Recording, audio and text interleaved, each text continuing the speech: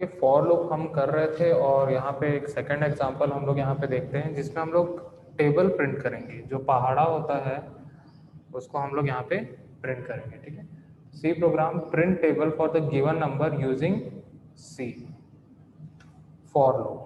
ठीक है, for loop को यूज करके हम लोग टेबल प्रिंट करेंगे। तो यहाँ पे सबसे पहले हम लोग ने लिख लिया हैश इंक्लूड stdio.h। देन उसके बाद यहाँ पे लिखा इंट मेन, यहाँ पे हम लोग वॉइड कर लेते हैं इसको। ठीक है, वॉइड मेन यहाँ पे लिखा। उसके बाद हम लोग ने यहाँ पे इंट आई इक्वल टू 1 यहाँ पे दे दिया। आई जो है हम लोग लूप के लिए यूज कर रहे हैं, यहाँ पे अगर 1 नहीं भी लिखेंगे तो भी चल जाएगा। और नंबर इक्वल टू 0 यहाँ पे हम लोग इनिशियलाइज कर रहे हैं, नहीं भी करेंगे तो भी चल जाएगा। ठीक है, तो दो वेरिएबल हम लोग ने यहाँ पे ले लिया है, इंट आई जो हम लोग लूप में यूज करने वाले हैं, और एक हम लोग ने लिया है नंबर जो हम लोग इनपुट लेंगे।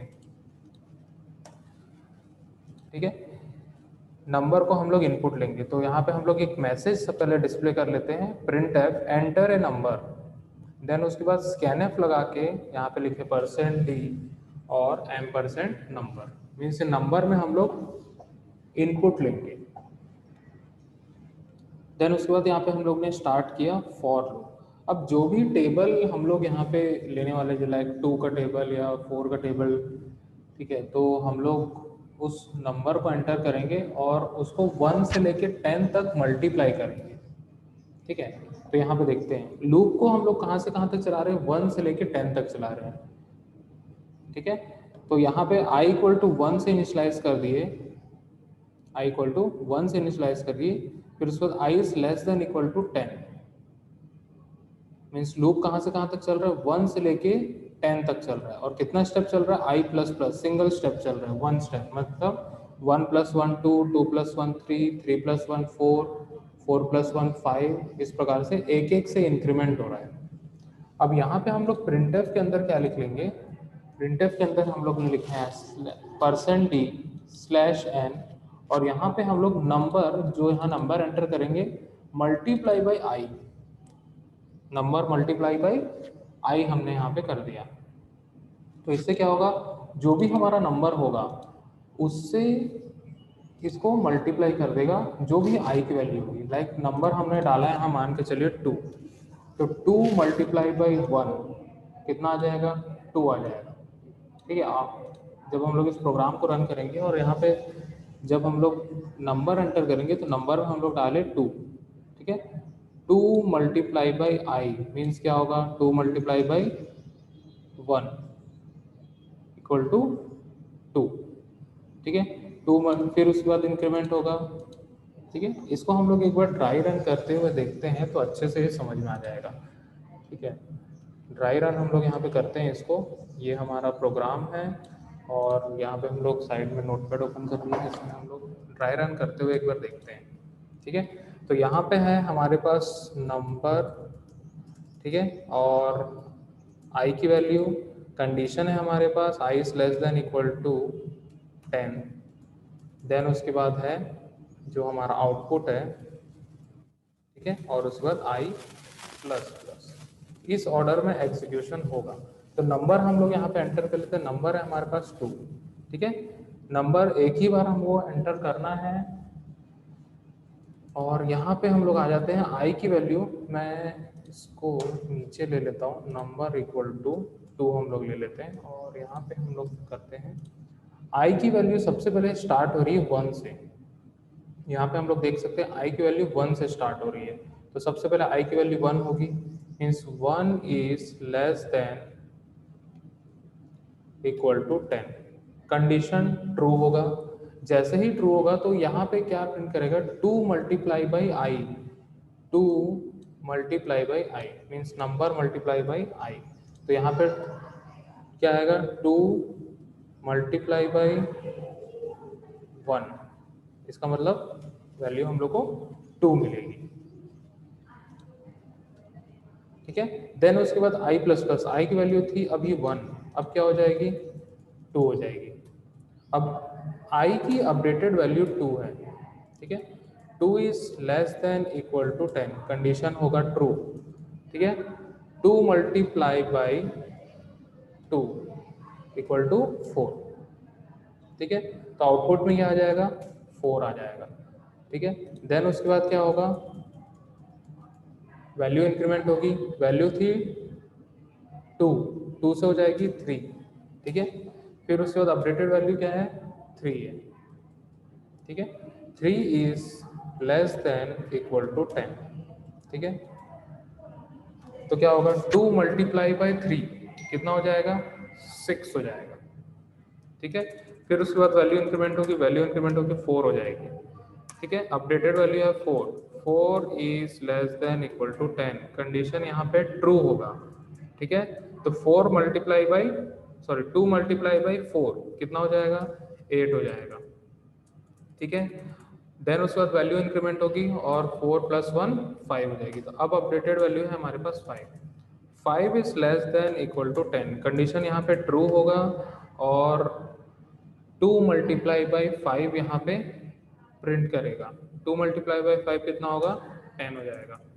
ठीक है, फिर से वैल्यू इंक्रीमेंट होगा और वैल्यू हो जाएगी 6, वैल्यू इंक्रीमेंट होकर 6 हो गई। अब अपडेटेड वैल्यू है 6, आई की वैल्यू 6 है।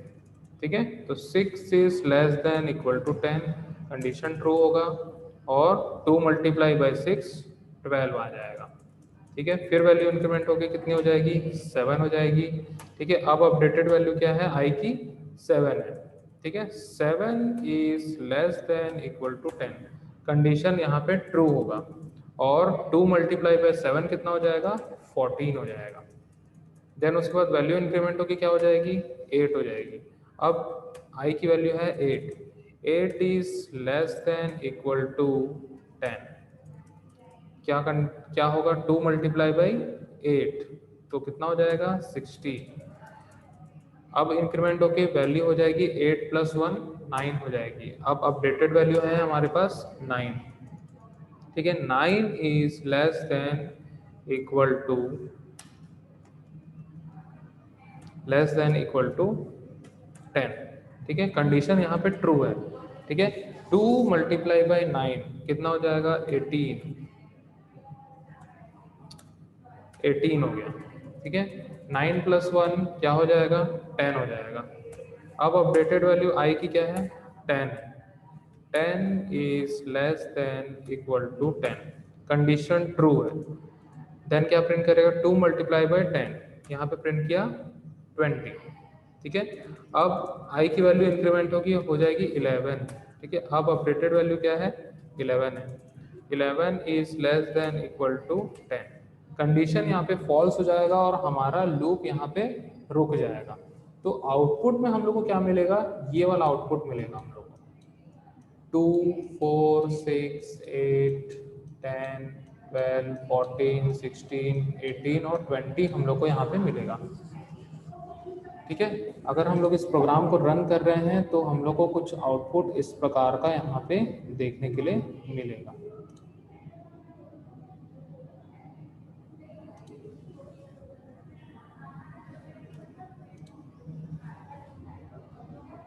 ठीक है, 18 20, अगर 1000 हम लोग यहाँ पे डालते हैं तो हम लोग को इस टाइप का आउटपुट यहाँ पे देखने मिलेगा, 1000 2000 3000 4000 5000 इस प्रकार का हम लोग को आउटपुट देखने के लिए मिलेगा।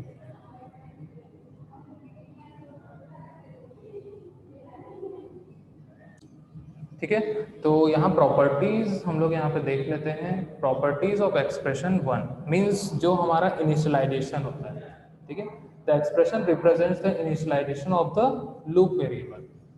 ठीक है, एक्सप्रेशन क्या रिप्रेजेंट करता है, initialization of the loop variable. जो यहाँ पे हम लोग आई यूज करते हैं उसको हम लोग इनिशियलाइज करते हैं। हम लोग इनिशियलाइज 0 से भी कर सकते हैं, 1 से भी कर सकते हैं, किसी भी वैल्यू से हम लोग इनिशियलाइज कर सकते हैं। ठीक है, we can initialize more than 1 variable in expression 1। ठीक है, हम लोग एक या एक से ज़्यादा वेरिएबल भी यूज़ कर सकते हैं। हम लोग ऐसा नहीं है कि वहाँ पे एक ही वेरिएबल यूज़ करेंगे, वहाँ एक से ज़्यादा वेरिएबल भी हम लोग यूज़ कर सकते हैं। ठीक है, कॉमा से हम लोग सेपरेट करके भी हम लोग यूज़ कर सकते हैं वहाँ पे।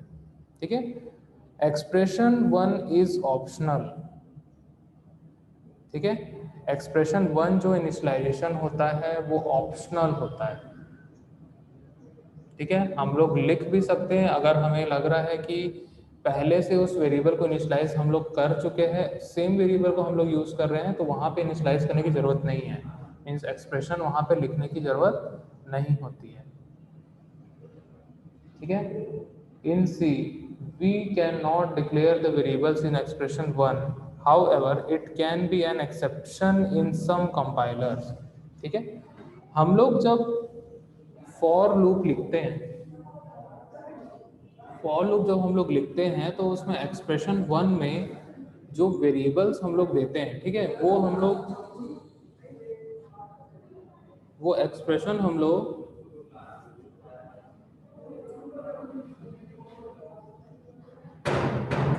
ठीक है, वो एक्सप्रेशन लिखते समय पे हम लोग डिक्लेरेशन नहीं करेंगे उस वेरिएबल का, हम लोग उसको पहले ही डिक्लेयर कर लेंगे। जब हम लोग नॉर्मल वेरिएबल जैसे डिक्लेयर करते हैं वैसे ही हम लोग डिक्लेयर कर लेंगे। अगर हम लोग उस एक्सप्रेशन 1 में डिक्लेयर करते हैं कि लूप वेरिएबल को, तो वो एरर शो करेगा, वो एक्सेप्ट नहीं करता है उस चीज़ को।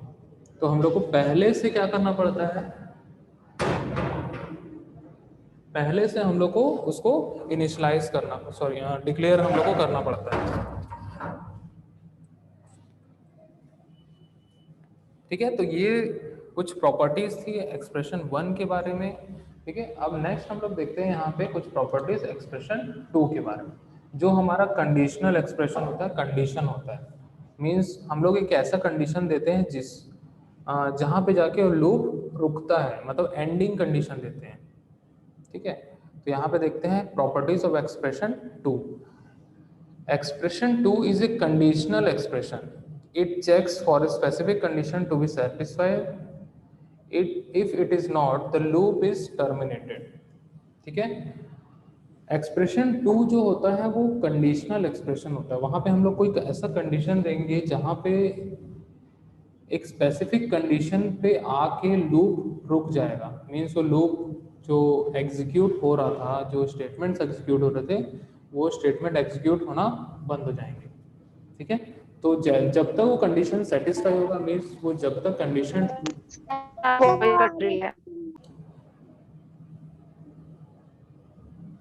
ठीक है, जो हमारा एक्सप्रेशन 2 है वो हमारा कंडीशनल एक्सप्रेशन है। ठीक है, कंडीशनल एक्सप्रेशन मीन्स वहाँ पे हम लोग एंडिंग कंडीशन देंगे कि लूप कहाँ पे जाके रुकेगा। ठीक है, उसके लिए हम लोग एक कंडीशन यहाँ पे लगाएंगे। ठीक है, तो जब तक वो कंडीशन ट्रू रहेगा तब तक लूप चलता रहेगा।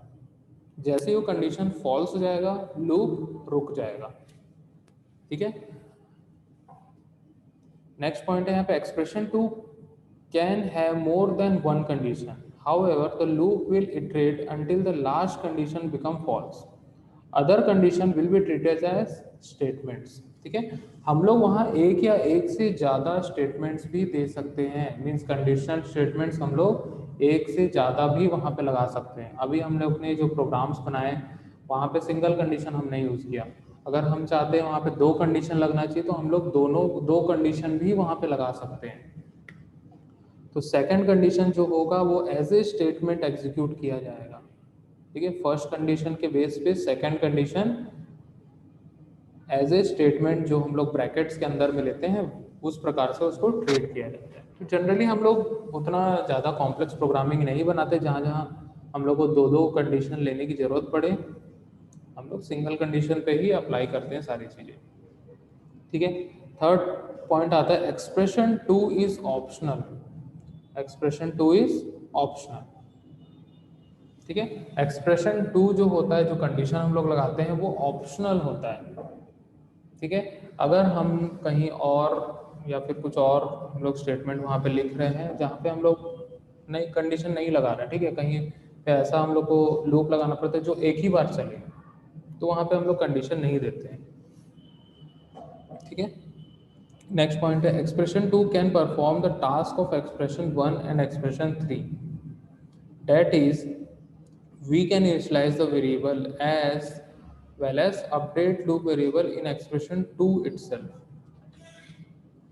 हम लोग क्या कर सकते हैं, जब एक्सप्रेशन 2 हम लोग लिख रहे हैं तो एक्सप्रेशन 1 और एक्सप्रेशन 3 में हम लोग वेरिएबल को इनिशियलाइज करते हैं और उसको इंक्रीमेंट करते हैं।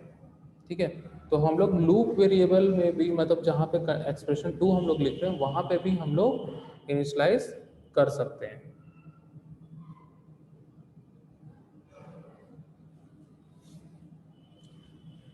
नेक्स्ट पॉइंट है वी कैन पास जीरो और non zero value in expression 2।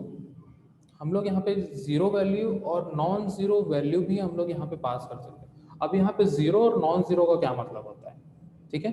Zero means होता है how ever in see any non zero value is true, ठीक है। नॉन जीरो मतलब वन, वन को हम लोग ट्रू से रिप्रेजेंट करते हैं, ठीक है। जीरो मतलब होता है फॉल्स, ठीक है। फॉल्स को हम लोग जीरो से रिप्रेजेंट करते हैं, ठीक है। तो जीरो और नॉन जीरो को हम लोग ट्रू या फिर फॉल्स हम लोग बोल सकते हैं। नॉन जीरो को हम लोग ट्रू बोलेंगे और जीरो को हम लोग फॉल्स बोलेंगे। तो वहाँ पे जीरो या फिर वन भी हम लोग पास कर सकते हैं। अगर हमें कंडीशन हमेशा ट्रू रखना है तो हम लोग वहाँ वन पास कर देंगे। अगर हमें कंडीशन जो है फॉल्स रखना है तो हम लोग जीरो पास कर देंगे, ठीक है। तो एक्सप्रेशन 2 जो होता है वो ऑप्शनल होता है। वहाँ पे हम लोग एक या एक से ज़्यादा कंडीशन भी ले सकते हैं। अगर हमें कंडीशन को हमेशा ट्रू रखना है तो वहाँ पे डायरेक्टली हम लोग वन पास कर देंगे। अगर हमें वो कंडीशन को हमेशा फॉल्स रखना है तो हम लोग डायरेक्टली वहाँ जीरो पास कर देंगे, क्योंकि वो बूलियन टाइप का डेटा टाइप होता है। वहाँ पे हम लोग वहाँ पे कोई कंडीशन से ही वहाँ ट्रू या फॉल्स हम लोग देते हैं। इनडायरेक्टली वैल्यू वहाँ पे इनडायरेक्टली वैल्यू हम लोग की वहाँ पे,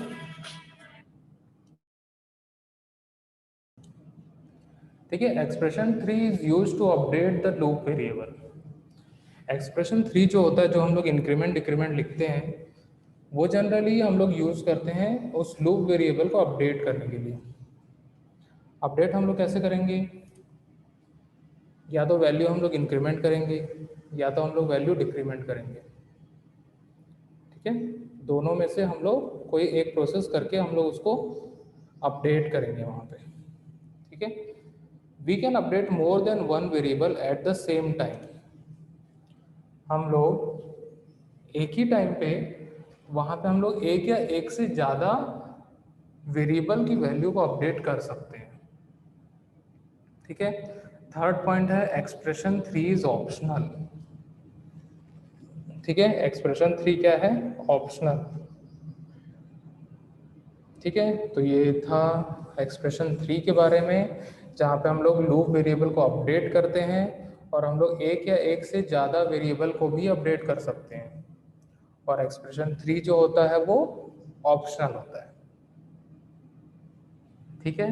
तो ये पूरी की पूरी कहानी थी फॉर लूप के बारे में, जहाँ पे हम लोग ने फॉर लूप का सिंटैक्स देखा, उसके प्रोग्राम्स देखे और तीनों एक्सप्रेशन के बारे में कुछ प्रॉपर्टीज यहाँ पे जाने, ठीक है। लूप बॉडी हम लोग किसको बोलेंगे, जो ब्रेसेस के अंदर में होता है, मतलब जो कर्ली ब्रेसेस हम लोग लगाते हैं, ठीक है। The braces are use to define the scope of the loop, ठीक है। However if the loop contains only one statement then we won't need to use braces, ठीक है। अब यहाँ पे जो लूप बॉडी हम लोग बोल रहे हैं, ठीक है, लूप बॉडी हम लोग किसको बोलेंगे, इस ब्रेसेस के अंदर में हम लोग जो स्टेटमेंट्स लिखेंगे उसको हम लोग बोलेंगे लूप बॉडी, ठीक है। बॉडी ऑफ द लूप हम लोग इसको बोलते हैं, ठीक है। बॉडी ऑफ द लूप क्यों बोलेंगे हम लोग, क्योंकि इसके अंदर के स्टेटमेंट्स हम लोग एग्जीक्यूट कर रहे हैं, ठीक है। इसके अंदर के स्टेटमेंट्स हम लोग एग्जीक्यूट कर रहे हैं, ठीक है। अगर कोई सिंगल स्टेटमेंट होगा यहाँ पे, तो सिंगल स्टेटमेंट के केस पे यहाँ पे हम लोग ब्रेसेस नहीं भी लगाएंगे तो भी चल जाएगा, ठीक है। लेकिन बेस्ट प्रैक्टिस ये है कि हम लोग यहाँ पे कर्ली ब्रेसेस लगाएं और उसके अंदर ही स्टेटमेंट लिखें, भले ही वो सिंगल स्टेटमेंट हो, लेकिन जो भी इस फॉर लूप का स्कोप होगा, स्कोप मीन्स उसका जो लाइफ टाइम होगा, उसका जो पहुंच होगी, वो सिर्फ और सिर्फ इस ब्रैकेट्स के अंदर में ही होगी। जो भी यहाँ पे एक्सप्रेशन के बेस पे स्टेटमेंट एग्जीक्यूट करेगा वो इस कर्ली ब्रेसेस के अंदर के ही स्टेटमेंट को एग्जीक्यूट कर सकता है, ठीक है। इसका स्कोप जो है सिर्फ और सिर्फ उस ब्रैकेट्स के अंदर में ही है, ठीक है। क्लियर है।